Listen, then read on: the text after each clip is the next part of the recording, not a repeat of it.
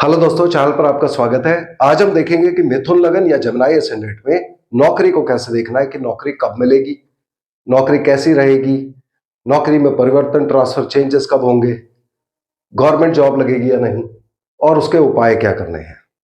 तो मिथुन लगन की कुंडली में नंबर 3 लगन में सबसे ऊपर बीचों बीच लिखा होता है। अब जो भी हमारे साथ कोई घटना होती है, जैसे कि हमें नौकरी मिलनी है, तो उसके लिए कुछ ग्रहों का दशा अंतरदशा प्रत्यंतर दशा में आना आवश्यक है। जब भी वो ग्रह आते हैं तब वो व्यक्ति को नौकरी देंगे। तो इस लगन में कौन से ग्रह हैं, जब भी वो दशा अंतरदशा में आएंगे वो नौकरी देंगे, उनको हम देखेंगे। पहले तो नौकरी के लिए हम छठा भाव देखते हैं। छठा भाव में नंबर 8 लिखा हुआ है। 8 के मालिक होते हैं मंगल देवता, यानी कि पहले ग्रह हो गए मंगल देवता, जिनका दशा अंतरदशा में आना आवश्यक है। उसके बाद यहां पर जो भी ग्रह बैठे होंगे उनको देखना है, वो भी व्यक्ति को नौकरी देंगे। और कई केसेस में ऐसा हो सकता है कि यहां पर कोई भी ग्रह ना हो, उस केस में भी हमको मंगल देवता को देखना है।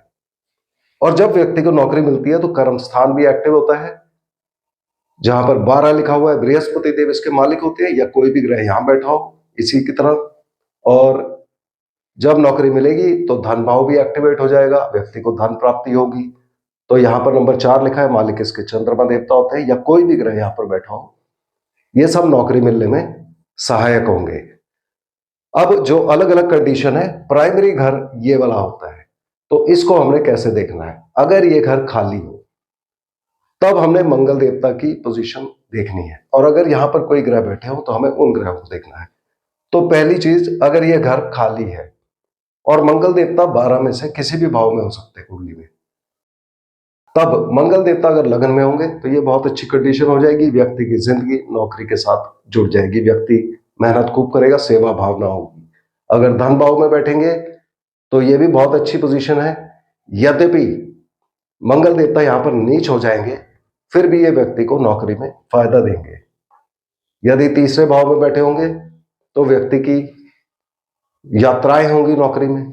व्यक्ति आईटी के क्षेत्र में, मीडिया में, कम्युनिकेशन, संचार माध्यम इत्यादि में जुड़ सकता है, और व्यक्ति मेहनत बहुत करेगा इस दशा अंतरदशा में। यदि चतुर्थ भाव में मंगल देवता होंगे तो व्यक्ति को नौकरी अपने घर में, होम टाउन में, अपने ही शहर में मिल सकती है। यदि पंचम भाव में बैठे होंगे तो यहां पर स्थिति थोड़ी सी कमजोर हो जाती है कि यहां पर ये परिवर्तन ट्रांसफर चेंजेस बहुत दे सकते हैं।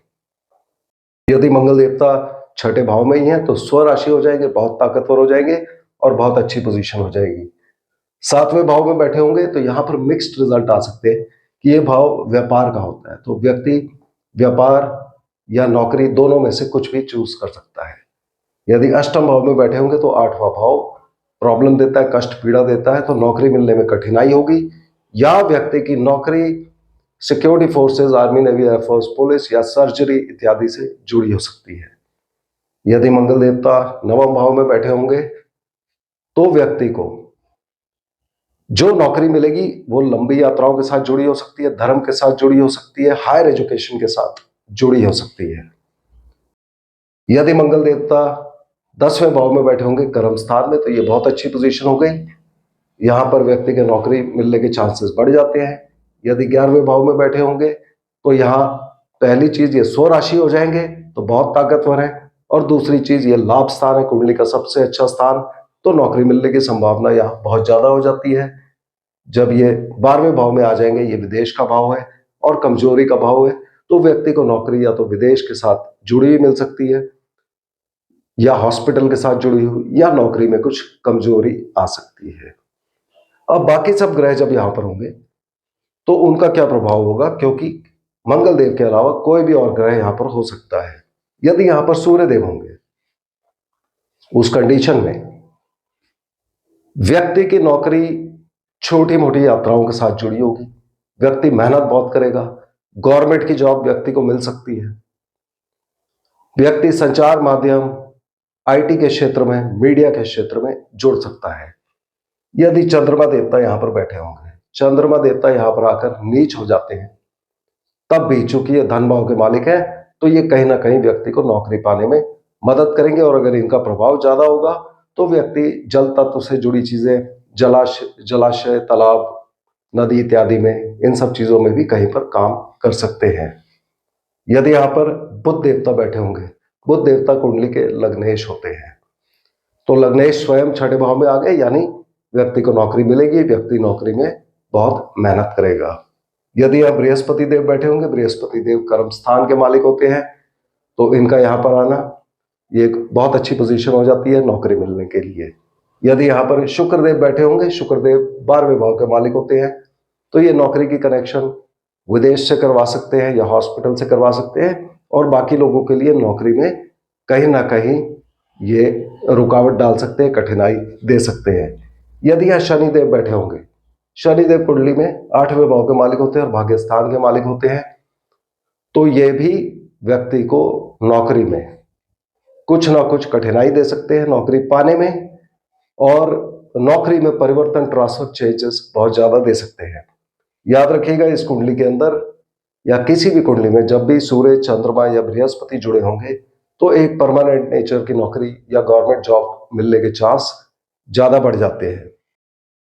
अब अगर यहां पर कोई भी ग्रह ना हो और ये खाना एकदम खाली हो, तब बाकी ग्रहों में बैठे हुए भी कुंडली में बाकी जगह जो भी घर प्लैनेट्स बैठे हुए हैं, वो भी कोई ना कोई इफेक्ट दे सकते हैं। उसके लिए आपने ये 3 जगह देखनी है, जहां पर 2 लिखा है, जहां 6 लिखा है और जहां 10 लिखा है। इन 3 जगह में कोई भी ग्रह यदि 23 डिग्री 20 मिनट से लेकर 30 डिग्री के बीच में हुआ, तो वो ग्रह जब भी दशा, अंतरदशा, प्रत्यंतर दशा में आएगा, व्यक्ति को नौकरी मिलने के चांस बढ़ जाते हैं। इसमें खास करके ये वाला भाव, यदि यहां वाला ग्रह है तो सबसे ज्यादा अच्छा है। ये वाला ग्रह कुछ कठिनाई देगा, मगर कठिनाई के बावजूद नौकरी देगा।